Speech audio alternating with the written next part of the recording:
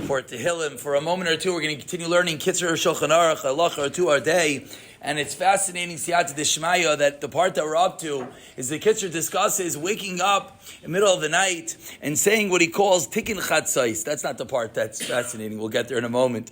And he says the reason is because at that moment, what does Hashem do in the middle of the night? Hashem cries, oh, I had to destroy my house, and therefore he bemoans the fact. So how fitting would it be if we were to do the same? And he says, what if you can't get up in the middle of the night?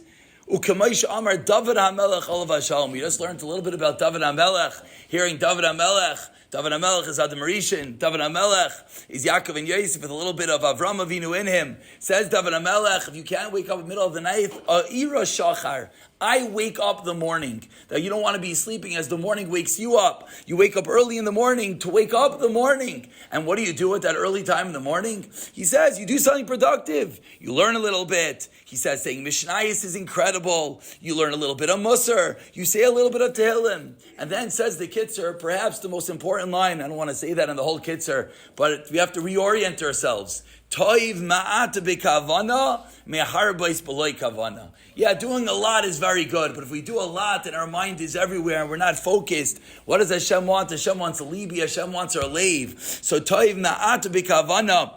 We have to become accustomed, give a little bit of heart into it. And he continues and he says, that's the way that one should start off his morning. He says an interesting fact over here that Tehillim, you're not really supposed to say Baal Peh. You're supposed to say it inside as well as other parts of Torah. But the heter is, if it's something that you know well, you're saying a kapitel that you could say fluently, that's the heter that we go with to say it Baal Peh.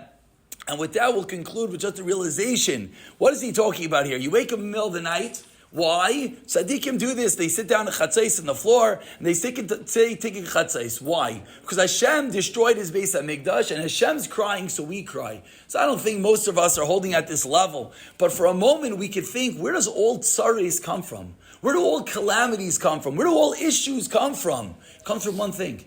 Comes from the fact that Hashem does not have his house. Hashem had to destroy his house. He had to destroy the Beis HaMikdash. So if we're not holding at a place of Tikkun Chatzais, and maybe we're not holding at getting up early in the morning, but at least we could take away the Toiv Ma'at B'Kavana, a little bit, one little kapitel, but at the very least connect to the fact that what's going on in this world is only for one reason. Hashem does not have his home. Connect to that a little bit. Have a wonderful day.